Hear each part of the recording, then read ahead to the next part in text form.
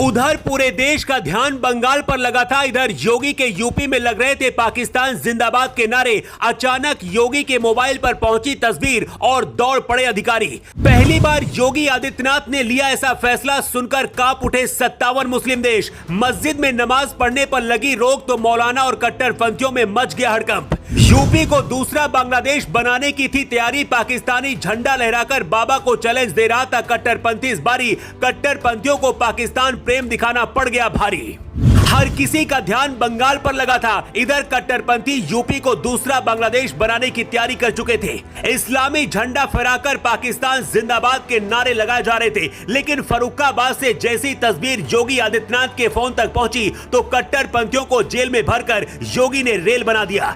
UP देश का सबसे बड़ा राज्य है, इसलिए यूपी को काबू करना हर किसी के बस की बात नहीं। 15 अगस्त के एक दिन पहले जब योगी ने ऐलान किया था कि पाकिस्तान और बांग्लादेश का भारत में विलय हो सकता है, उसके बाद से ही कट्टरपंथी बिलबिलाने लगे थे और कुछ ऐसा करना चाहते थे कि अपनी ताकत को दिखाएं और यूपी को दूसरा बांग्लादेश बनाने की साजिश रची। भारत के 3 पड़ोसी मुल्क पाकिस्तान, बांग्लादेश और अफगानिस्तान में कभी हिंदुओं की अच्छी खासी आबादी हुआ करती थी, लेकिन अब वहां तेजी से इनकी संख्या घट रही है। इसे थोड़ा आंकड़ों की मदद से अगर समझे तो बांग्लादेश में गैर मुस्लिमों की आबादी तेजी से घटी है। 1991 में बांग्लादेश, जो कि तब पूर्वी पाकिस्तान था, उस दौरान गैर मुस्लिम आबादी 23.2% थी। यहाँ आखिरी बार 2011 में जनगणना हुई थी। इसमें सामने आया था कि बांग्लादेश में गैर मुस्लिमों की आबादी घटकर 9.4% रह गई है। अल अजीरा की रिपोर्ट के मुताबिक 1970 के दशक में अफगानिस्तान में 7 लाख से ज्यादा हिंदू और सिख रहते थे,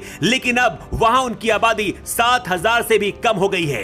अमेरिका विदेश मंत्रालय की रिपोर्ट के मुताबिक 2018 में पाकिस्तान में सिर्फ 700 हिंदू और सिख परिवार ही बचे हैं।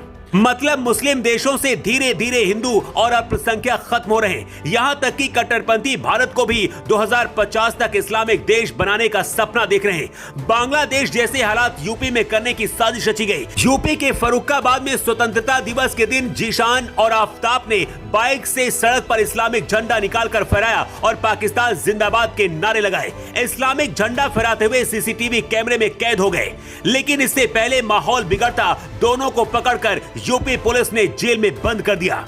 दावा किया जा रहा कि कट्टरपंथियों की साजिश थी ताकि बांग्लादेश जैसे हालात यूपी में भी पैदा किए जा सके। लेकिन सपना पूरा होने से पहले ही योगी आदित्यनाथ ने कट्टरपंथियों को पलीता लगा दिया। लेकिन मौलाना और कट्टरपंथी तो तब बौखला गए जब योगी की पुलिस ने मुजफ्फरनगर में मस्जिद में नमाज पढ़ने पर ही बैन लगा दिया। यूपी पुलिस ने इतना बड़ा फैसला क्यों लिया, पूरी कहानी चलिए आपको बताते हैं। मुजफ्फरनगर जेल में स्थित मस्जिद में नमाज अदा करने से जेल प्रशासन ने मुसलमानों को रोका, जिसके बाद बवाल तो मचना ही था। 57 मुस्लिम देशों को भी जब ये पता चला कि योगी बाबा के यूपी में नमाज पढ़ने पर बैन लगा दिया गया तो वो बौखला गए। योगी कभी भी कुछ भी कर सकते हैं, ये पूरी दुनिया जानती है। यही वजह कि योगी से 57 मुस्लिम देश भी थर थर कांपते हैं। दरअसल मुजफ्फरनगर जेल के अंदर ही अंग्रेजों के जमाने से 1838 से मंदिर और मस्जिद एक साथ मौजूद है। यहाँ आसपास रहने वाले हिंदू और मुसलमान अपने अपने मजहब के मुताबिक यहाँ पर इबादत और पूजा करते हैं। लेकिन 11 अगस्त को जेल परिसर में मौजूद मस्जिद में नमाज पढ़ने से रोक दिया गया था। जेल के बाहरी गेट पर मौजूद पुलिस चौकी से नमाजियों को वापस लौटा दिया गया। जेल प्रशासन ने कहा था कि ऐसा सुरक्षा के कारण किया गया है। सोशल मीडिया पर कुछ लोग यूपी पुलिस के इस फैसले को सही भी बता रहे हैं, लेकिन मौलाना और कट्टरपंथी इसके बाद भड़क गए। भारी बवाल के बाद पुलिस ने फिर से मस्जिद का गेट खोल दिया, लेकिन अगर किसी भी तरह की आशंका हुई तो फिर से दरवाजे बंद हो सकते हैं। इधर यूपी में इस्लामी झंडा लेकर पाकिस्तान के नारे लगाने वाले अब जेल में बचाओ बचाओ चिल्ला रहे हैं, क्योंकि योगी की पुलिस अच्छे से हिसाब ले रही है।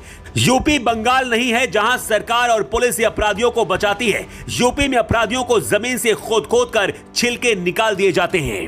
Bureau report.